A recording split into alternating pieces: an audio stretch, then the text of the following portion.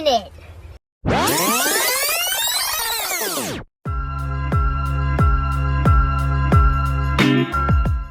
Greeting to all the listeners out there. My name is Chiu Hut Tang, and today my team consisting of Sukun Saw, Phi Lee, and Chiu Hut, which is me, we will be presenting about our visit to aquaculture farm and what we have learned from the visit, especially regarding the factor that influence water quality.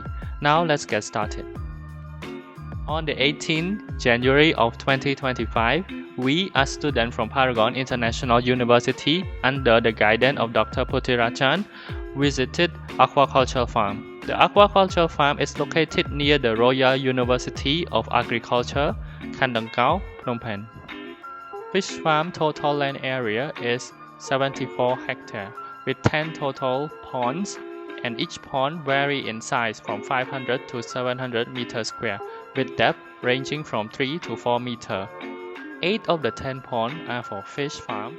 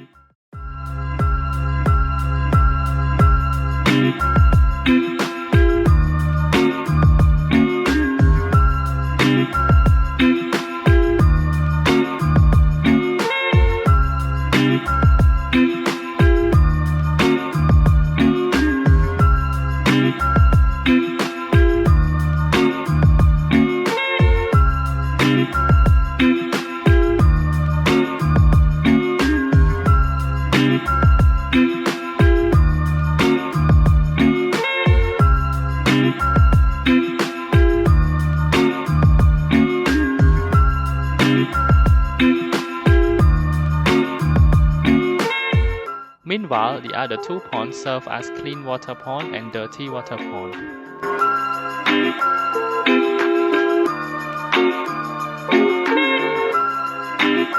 Fish farming in the natural environment, like pond, the farm also has incubation center. This place consists of wells and water system to incubate fish egg and baby fish. Since the red tilapia fish spends their infancy in their mother mouth in nature, the farm has to simulate this natural environment by using a rotating water system, as seen here in the video.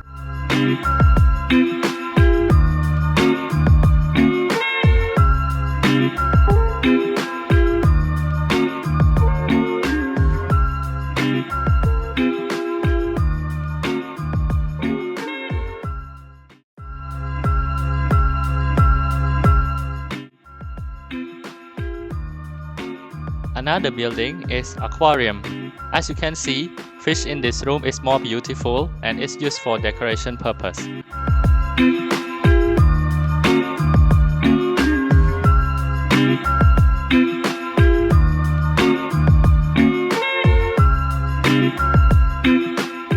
However, keeping them healthy is also a priority, as their beauty reflects their well-being.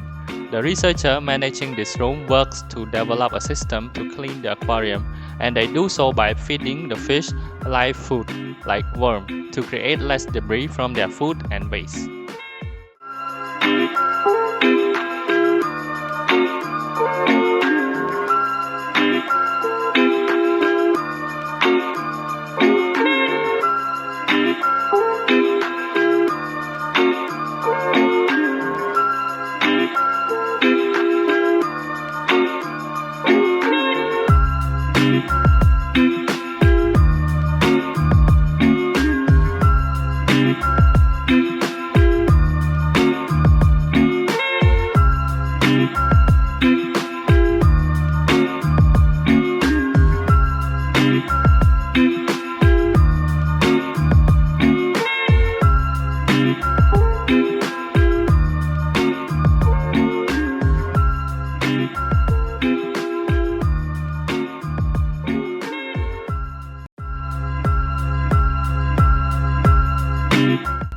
The nearby room is called the fish collection room.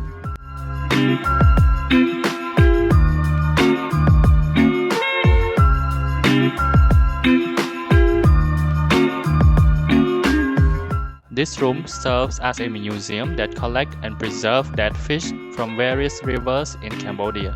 By doing so, we can know and learn about what fish used to exist and still exist with us today. Not to mention, it can serve as a library for future generations to learn about fish in Cambodia and for experts to identify whether they have found new fish species or not. Outside of the collection room is fish farm inside of tank. This part of the farm is more targeted toward fish farming for profit. As you can see here, all these tanks work together as a system to ensure the healthiness of the fish by cleaning the fish waste, ammonia from the fish liquid waste, and absorbing CO2 through plants that are part of the system.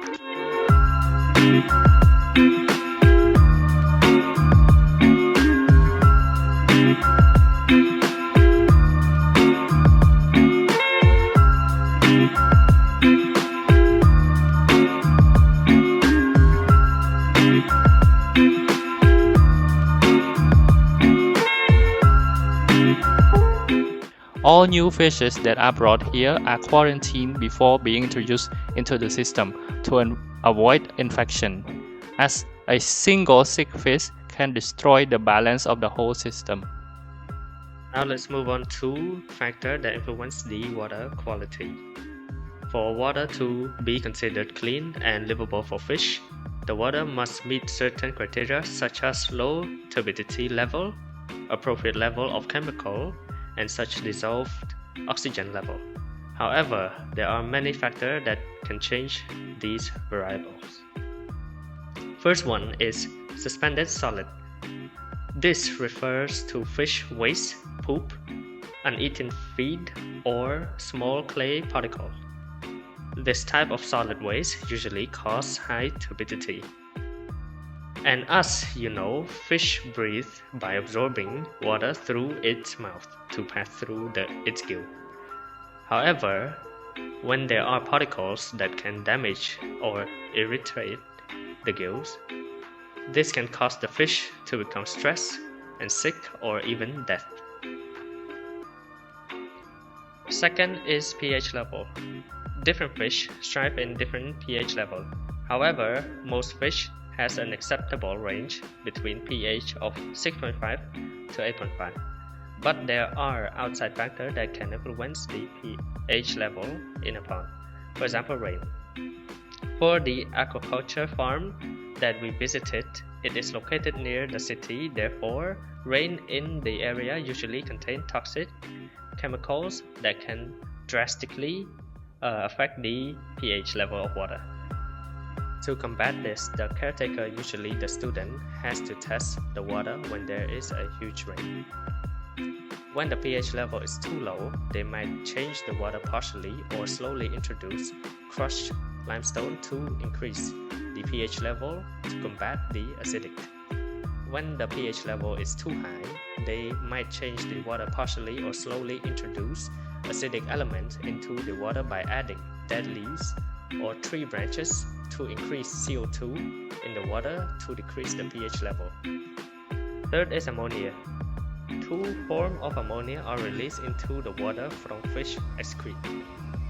The ionized ammonia, NH4+, which is safe and poses no threat to the farm, and the unionized ammonia, NH3, which is extremely toxic and must be dealt with.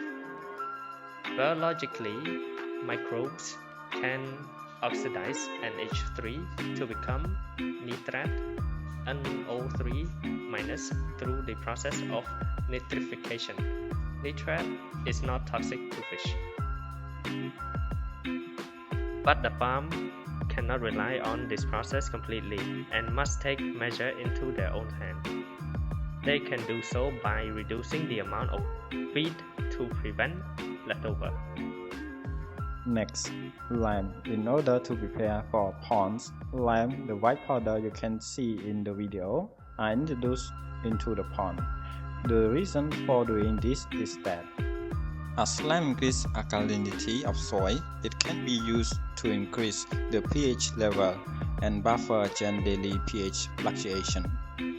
It increases the availability of nutrients in the ponds as higher pH levels mean more phosphorus for aquatic organisms.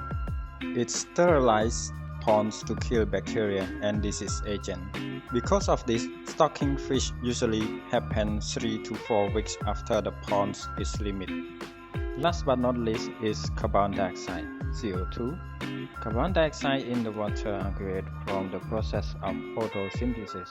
Also, fish can tolerate some concentration of CO2. Too much CO2 will deplete dissolved oxygen. This can cause fish to suffocate from lack of dissolved oxygen in the water. Not to mention, CO2 can acidify water, causing pH level to drop. To ensure CO2 level is in check, regular monitoring is required. Another way to deal with CO2 is to promote gas exchange and water circulation using means of pump.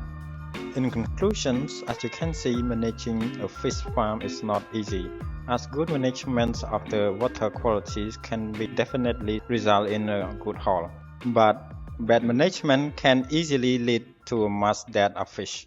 Factors such as pH level, ammonia, solid waste, and carbon dioxide must be controlled carefully as they can interfere with the water quality easily. That is all from our team. Thank you for your watching and we hope you learned something new today.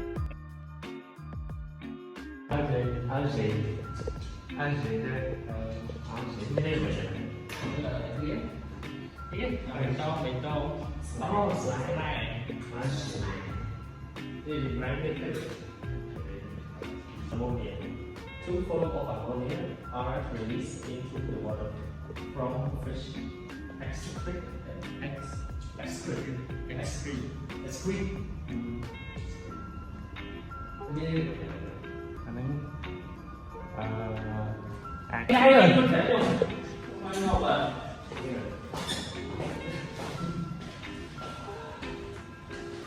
Since the red tilapia red